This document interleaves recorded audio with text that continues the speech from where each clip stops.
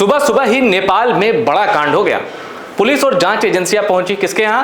पूर्व प्रधानमंत्री नेपाल के केपी शर्मा ओली के यहां, और कहा चलो यू आर अंडर अरेस्ट। जी हां, और इतना ही नहीं, पूर्व गृह मंत्री रमेश लेखक उनको भी पुलिस ने पकड़ लिया। जांच एजेंसियों का यह एक्शन क्यों हुआ है जानते हैं? क्योंकि नेपाल ने एक बड़ा परिवर्तन देखा है। बालेन्द्र शाह ये नेपाल के 40वें प्रधानमंत्री बने हैं और प्रधानमंत्री की शपथ लेने के बाद ही एक्शन हो गया। अब इन्होंने केपी शर्मा ओली को, जो कि पूर्व प्रधानमंत्री हैं, उनको क्यों गिरफ्तार करवाया? पूर्व गृह मंत्री को भी नहीं छोड़ा। उसके पीछे वजह क्या है, आइए जरा डिटेल में जानते हैं, फिर हम बताएंगे आपको बालेन्द्र शाह से नेपाल को कितनी उम्मीदें हैं और कैसे बालेन्द्र शाह के एक्शन के रडार पर अब नेपाल के पूर्व की सरकार के कई बड़े नाम आने वाले हैं। और बालेन्द्र शाह एक चीज जान लीजिए, पहले मधेशी समुदाय से आने वाले नेपाल के पहले प्रधानमंत्री हैं। 40वें कुल प्रधान, मतलब टोटल नंबर लिस्ट में इनका नंबर 40वां है। नेपाल के 40वें प्रधानमंत्री हैं, लेकिन मधेशी वर्ग से आने वाले ये पहले प्रधानमंत्री हैं। अब देखिए, मैं आपको काठमांडू पोस्ट की एक रिपोर्ट दिखाता हूं कि आखिर हुआ क्या और नेपाल में ऐसा क्या हो गया, सब हिल गए। Police have arrested former prime minister KP Sharma Oli and Nepali Congress leader and former home minister Ramesh Lekhak in connection with a culpable homicide related case linked to the alleged suppression of the September Gen Z protest।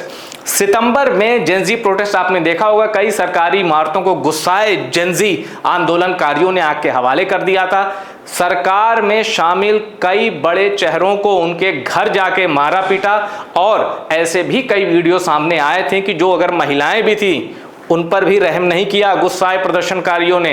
ऐसी भी तस्वीरें दुनिया ने देखी हैं। और तब ये कहा गया कि इसमें अमेरिका ने ये भड़काया है, सोशल मीडिया के द्वारा फैलाया गया ये आंदोलन है, कई तरीके की बात आई थी। पर अब नेपाल स्टेबल है, नेपाल को नया प्रधानमंत्री मिल चुका है। सिर्फ 35 साल उम्र है बालेन्द्र शाह की, और उनका बैकग्राउंड कला संगीत से जुड़ा है। ये उनको उनके 5 AM सुबह 5 बजे रमेश लेखक और केपी शर्मा ओली को उनके आवास से उठा लिया गया, या दूसरी भाषा में कहीं गिरफ्तार किया गया। The arrest follows a former complaint filed by the Home Ministry which triggered an investigation and led to the issuance of arrest warrant। यह है बालेन्द्र शाह और 40वें प्रधानमंत्री बने हैं नेपाल के। राष्ट्रपति पौडेल ने इनको शपथ दिलाई। यहां आप तस्वीरों में देख सकते हैं बालेन्द्र शाह दिखाई दे रहे हैं और राष्ट्रपति पौडेल भी आपको दिखाई दे रहे हैं। और सबसे बड़ी बात यह है कि सिर्फ 35 साल इनकी उम्र है और इनकी पार्टी का नाम है राष्ट्रीय स्वतंत्र party.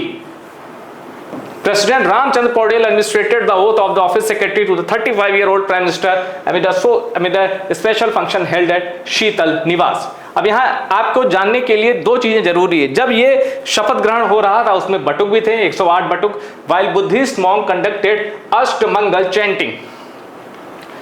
This marks the first time a leader from Madheshi community has become Prime Minister, a rapper and structural engineer। Engineering का बैकग्राउंड है, रैपर हैं और अपने गानों के दम पे नेपाल में पॉपुलर हुए। और राजनीति में धमाका इन्होंने कब किया? राजनीति में सबको चौंकाया बालेन्द्र शाह ने साल 2022 में, जब बहुत बड़े बड़े हैवी कैंडिडेट होने के बावजूद वो बन गए काठमांडू के मेयर। यहां देखिए,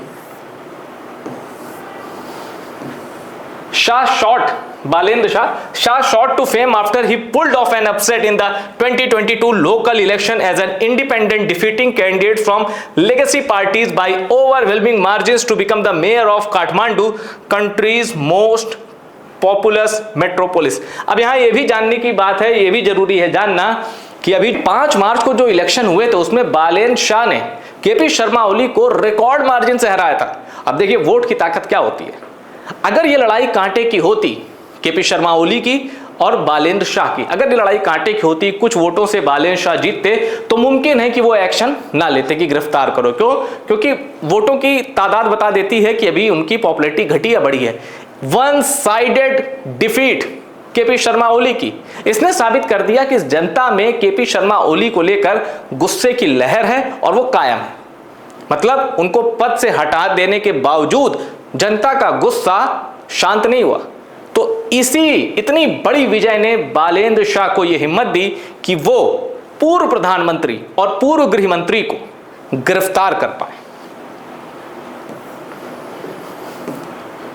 फॉर्मर पीएम, अच्छा एक खबर और ये भी देख लीजिए, former PM Oli hospitalise for test, ex home minister Lekhak in custody. अब ये तो कस्टडी में है, लेकिन ये अस्पताल में है। उसकी वजह ये है कि 2 बार इनका किडनी ट्रांसप्लांट हो चुका है, यानी स्वास्थ्य के लिहाज से आला दर्जे के ये मरीज हैं और इसलिए इनकी हेल्थ से कोई रिस्क नहीं लेना चाहती नई सरकार, इसलिए इनको अस्पताल में भर्ती कराया गया है और प्रॉपर इनकी निगरानी की जा रही है काबिल डॉक्टरों के द्वारा।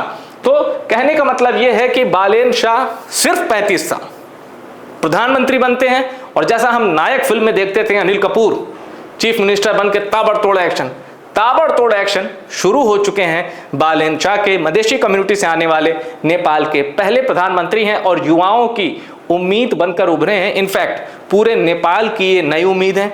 नेपाल हमारा पड़ोसी है। बालेन शाह को बहुत बहुत बधाई।